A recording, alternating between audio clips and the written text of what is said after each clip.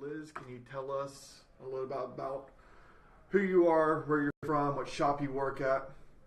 Yeah, I'm Liz Cook. I'm from Dallas, Texas. My studio is Rebel Muse, which I am a co-owner with my husband and our business partners, Dave and Ellen, which are also a husband and wife team. We've had the studio for about 6 years now. We just actually celebrated our grand opening / anniversary party, which went off without a hitch and was really amazing. And a lot of hard work went into it, and just to see how we've all grown over time and whatnot, I'm really proud of ourselves. You have a very large shop. How many artists do you have in your shop? We have about 18 artists and then some more support people, so it's about 21 people total at the shop. How is it managing that many people, doing tattoos, doing other projects all at the same time? How do you manage your time like that? Well, it's a really good thing that we have 4 people doing it, because I would definitely struggle trying to do it all on my own.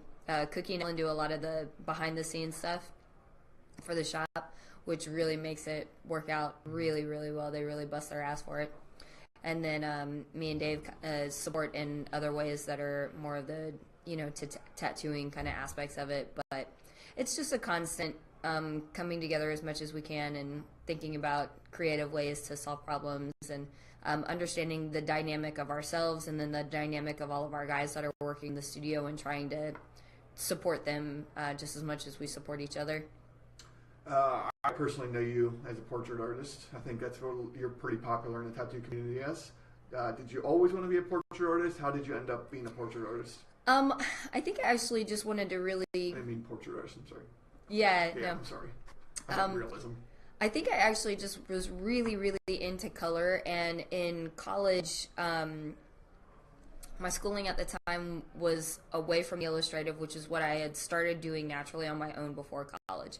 Then in school, it was more of a focus of painting from life and understanding that, and so I really went into largely the portraits at that time, because that's just what I found really interesting. I just like girl faces, and I like faces, and I liked understanding the story behind the story with a face that, is not really, like, it's telling its story, but you got to look for it to be able to get the story. And so that kind of just ended up going hand in hand with the tattooing, which I had started doing while I was in college, but primarily permanent makeup. So it just kind of all went together, and then in hindsight realized that it was just destined to be that type of tattooer. You see a lot of bad portraits out there. Yes. I mean, do you have any advice for people who are not really too familiar with portrait tattoos or realism tattoos, what they should be looking for in a portfolio to get a good one? Look for the good work. I mean, compare, like, as far as like client, you really, if you don't know a whole lot about the art and the tattooing and whatnot, then you're going to need to go to a lot of different people to kind of figure out, to be able to have that understanding, because when you just start going into it, you're not going to be able to, you don't know. Mm-hmm. You just don't know. If you haven't ever been around it, you don't know. And the only way to get in the know is to do the research for it. So, with the popularity of Instagram, some of the portraits you see look so good. They look unbelievable. And how do you identify when a portrait is so doctored? There's some artists out there, they do amazing work, but at the same time, though, you're like, that looks too good. Yeah, look for healed photos. It's not, the healed photos aren't going to be as much as the fresh photos, but if there's never any healed photos in there, there's probably an issue. Mm-hmm. And try and see what the photos of that artist look like from their clients, and not just what's been curated on their Instagram. So I've seen my clients' photos of their work that they've posted, and even though it's not that high quality kind of photo that, like, I would take it this way, it still is that, okay, well, there's something there, and mm-hmm. I can, they can look past and be like, all right, well, that's still pretty much it's still holding up. Yeah. I mean, there's always that trying to compensate for bad lighting in your studio, but then it definitely goes past that into, buffering out super crazy, like, not perfection. And from an artist standpoint, that's just going to get you in trouble as an artist, because your work is never going to be as good as what you put it out there. And when someone sees it walking around in real life that is paying attention to that, they're going to know. Your clients are having higher expectations than what you can meet. You do a lot of cosmetic tattoos. Mm-hmm. How'd you get into that?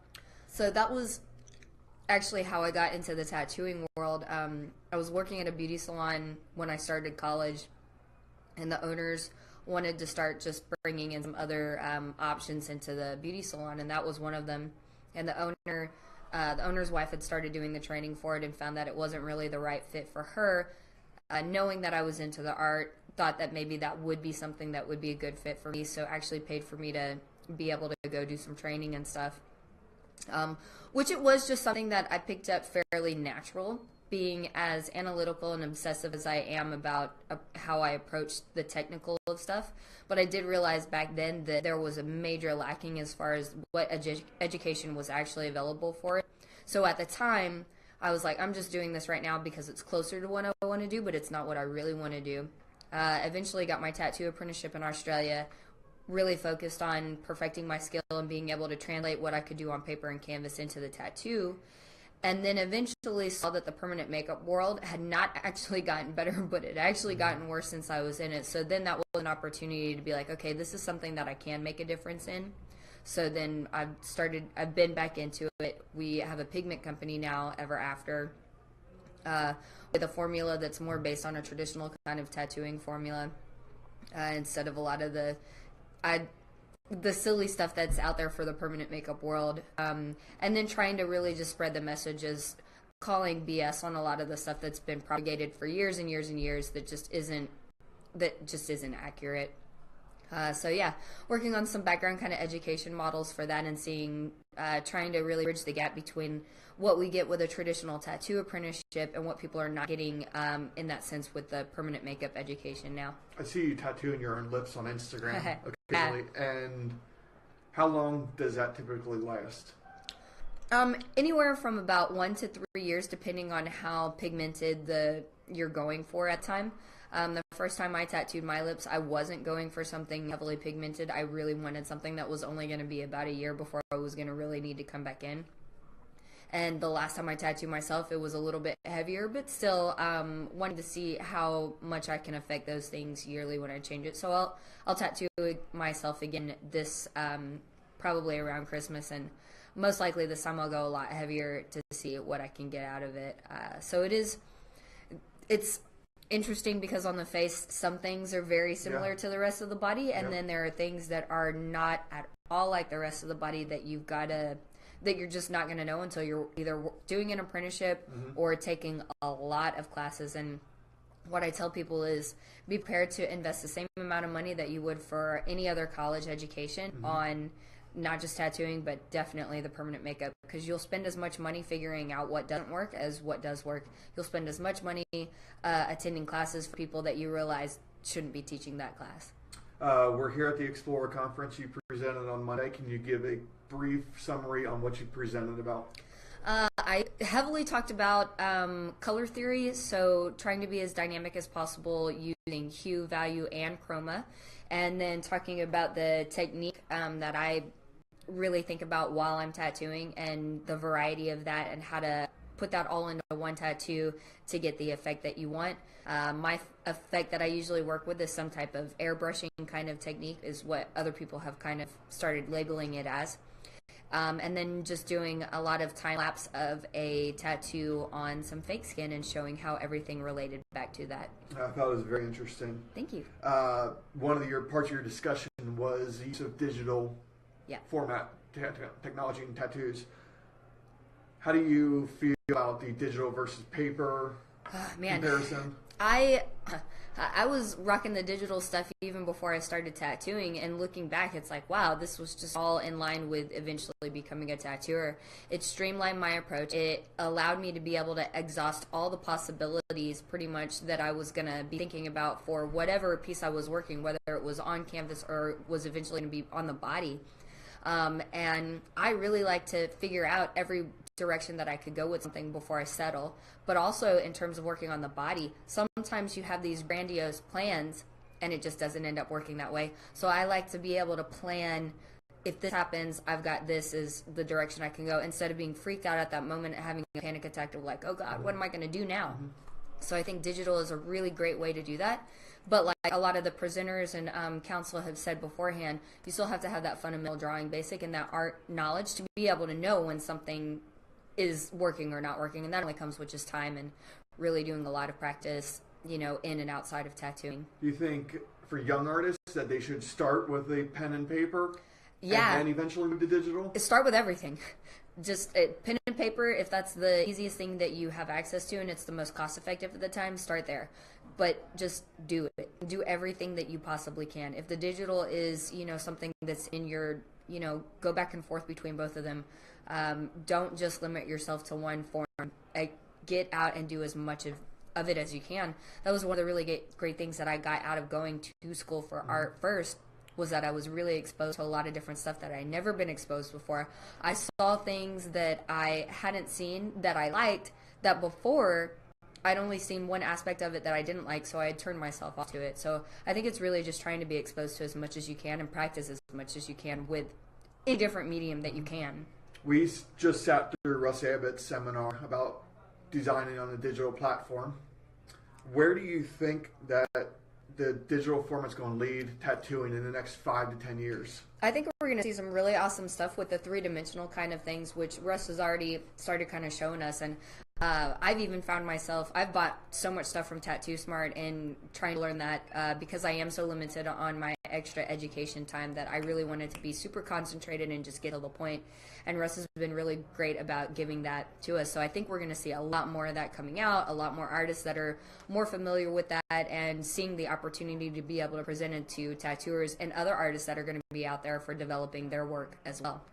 You are involved in a company called Quick Caps, correct? Yes. Can you explain to people what Quick Caps are and what the benefit of using them are? Quick Caps is just fast setup for your tattoo caps. Instead of having to put one cap down at a time in ointment and then maybe having it fall over, this is a set of 50 tray. They're all clear. You can cut them down to whatever sizes, but if you use seriously 50 caps at a time, you just, boom, stick it down and you're ready to go. They're all in order. They have spaces in between, so when you overfill, you're not contaminating your next cap next to it with any of the pigment that you're putting in. So it's super convenient, super fast, super organized. I'm OCD. I know a lot of artists are. I know you were handing them out at Tattoo Lou. Yeah. And I saw a lot of artists using them. Yeah, it's just super easy and super fast. Yeah, that makes sense. For the people who are attending the Explore conference, what advice do you have to them from what to take from this and integrate into their career? Practice. Just go out and have fun with all the options that are available to us. A lot of the presenters have said repeatedly, don't put yourself in this just one category of genre, because we are in the renaissance of tattooing and anything goes. Once you've got that technical basis down, have fun after that. If it's not fun, don't do it. Get out. But if you're having fun and trying all this different stuff, you're going to go so far with it and never be burned out. Outside of tattoos, running the business, running side businesses, traveling the tattoo circuit, what do you do with the small amount of spare time that you have? Well, I love karaoke, and I'm actually working with a vocal coach and an acting coach and doing a lot of musical theater stuff. So in a little bit over a month, I have a musical theater boot camp over in Italy, which is going to be super exciting. We get to do 2 major showcases at the end of it. I get to work with some Broadway professionals and do a lot of masterclass training and work with other students that are on all different kind of levels that are seriously into their acting and musical career. So it's completely flattering and daunting and amazing and exciting and opening up this other kind of part of my brain for the creativity that just, it all goes hand in hand for making me happy. What's your go-to karaoke song? Pat Benatar, Hit Me With Your Best Shot. Good one. Good one. So we're going to wrap this up here because I think Kelly is here in a minute. Tell the people, if they are interested in Tattooed by You, how they get in contact with you, your Instagram name, your website name. All that good stuff. Yep, all the contact information. To get a tattoo, fill out my contact form on lizcooktattoo.com. If you want permanent makeup, it's lizcooktattoo.pmu.com. You can find me at Instagram at lizcooktattoos. Same with Facebook, lizcooktattoos. And my assistant Sam is my go-between for everything, and she really looks after everybody. So yeah. How do you choose what tattoos you want to do?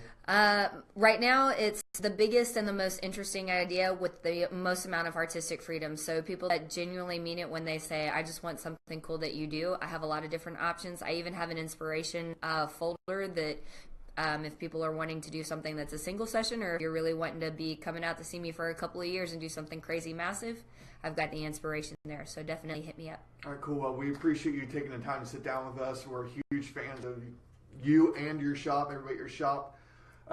Thank you, everybody, for tuning in.